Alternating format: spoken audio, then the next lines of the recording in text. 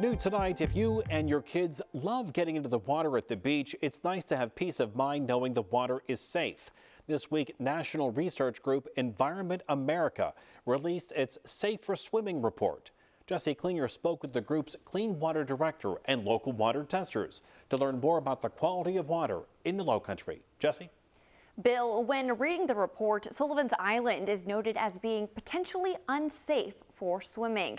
But the Department of Environmental Services says the water on Sullivan's Island is up to the state's standard.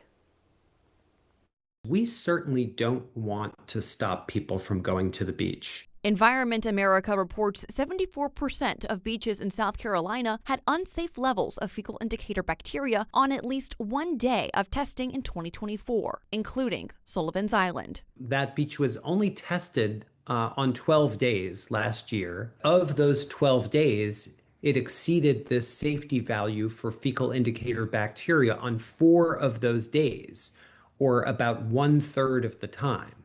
But don't worry, all samples are considered safe to the state's standards. SCDES says it conducts tests every 2 weeks on Sullivan's Island between May and October. Coastal states like South Carolina and all across the country do test their beaches. That beach testing data is then uploaded to a central site that EPA maintains. The EPA recommends coastal states use a safe water quality threshold of 110 mpn per 100 milliliters. In the Palmetto State, DES uses a more conservative standard of 104. But Environment America's threshold is even more strict at 60. Bacteria levels spike after rains and floods. And so what's happening during those events? You have sewers overflowing, you have septic tanks that get washed out, dog waste, pet waste, wildlife, all that gets washed into the water. And when that happens, the bacteria levels spike, and swimming and other recreational activities can be a risk to your health.